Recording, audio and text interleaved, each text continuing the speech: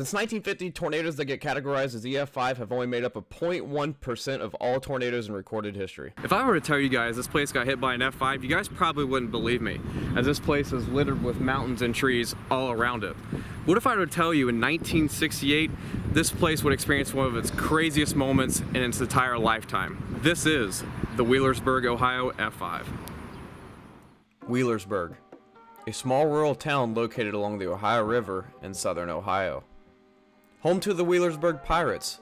Wheelersburg was originally called Concord, but was changed to Wheelersburg, dedicated to Porter Wheeler, who is a veteran in the American Civil War and the Spanish-American War. Wheelersburg has a very tight-knit community, with many families knowing one another. As someone that lives in a small-town community, you really get a personal connection with your town and the residents, because as a tight-knit community, you really get a feeling that people always have your back, and if you ever need anything, they will help you out the best way that they can. However, on April 23, 1968, the community of Wheelersburg will face its toughest challenge that it's ever faced.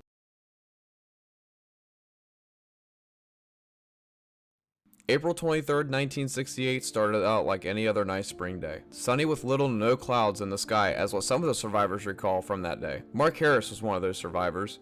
Mark was a part of the Clay High School track team that was at the Wheelersburg High School during that day. After school was dismissed, Mark and his friends went out onto the track field for the pole vaulting competition. Eventually, one of his friends and fellow teammates, Todd Volgamore, said, quote, "I won't say funnel cloud, I just remember it being hazy.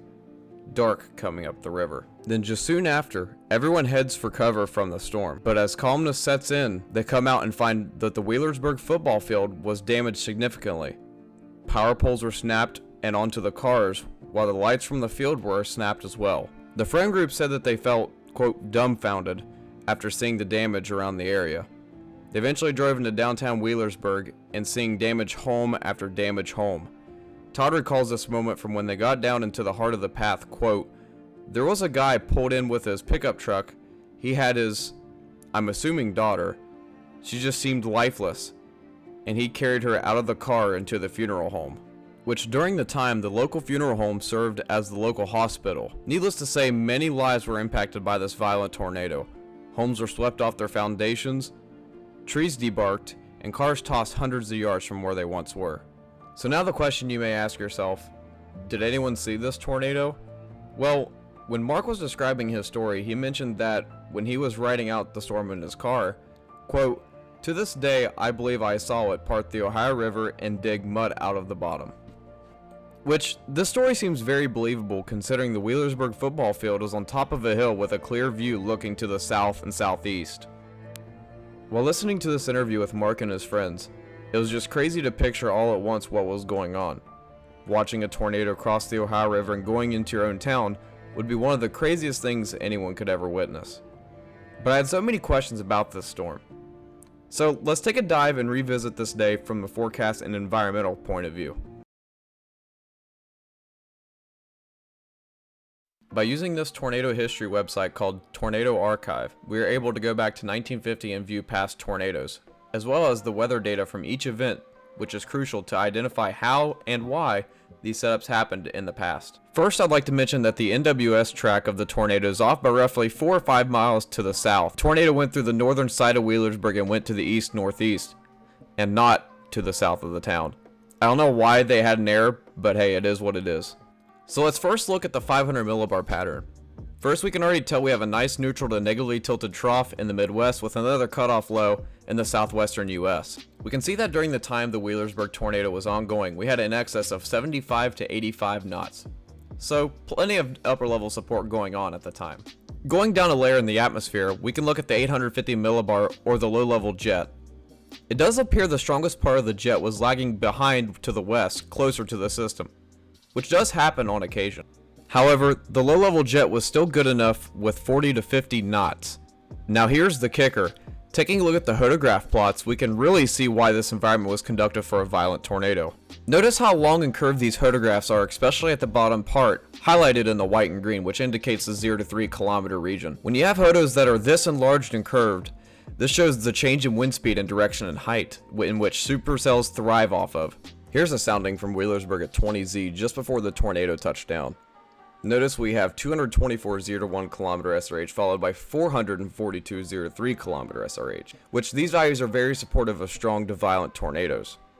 Again, with it being April, these type of events rely heavily on wind shear.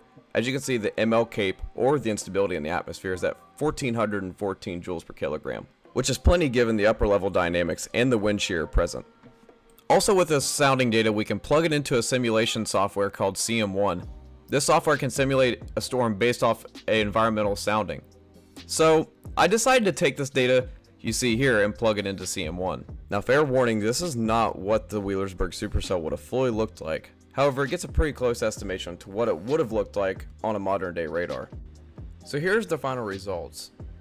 We can see as this supercell is rapidly underway. We can see as the storm splits by frame 60, we likely have a tornado in progress. But how do we know this? With CM1, we can also look at a 3D resolution scan of the supercell. Here's a screenshot I took of the simulation from under the updraft looking to the northwest. And we can really get a well-defined look of actually what's going on. We can really map out the processes of the supercell undergoing tornadogenesis during this time.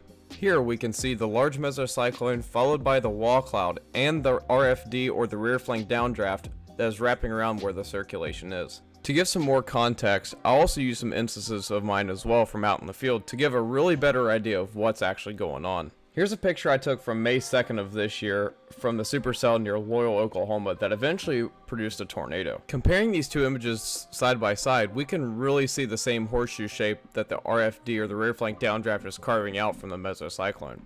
We can also see where the tornado would be located in each of these images. We can also see this process on reflectivity as well.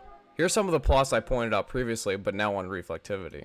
On some higher end PCs, you can make CM1 run higher scans and even show more detail, including the tornado itself. Unfortunately, I don't have a PC that can handle that. Regardless, CM1's a very cool software that can recreate supercells from environmental soundings. If you want me to make a video on CM1 itself, let me know in the comments below.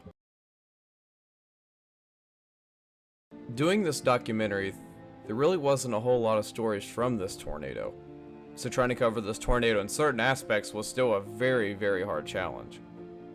However, the stories that I was able to share with you are still very impactful.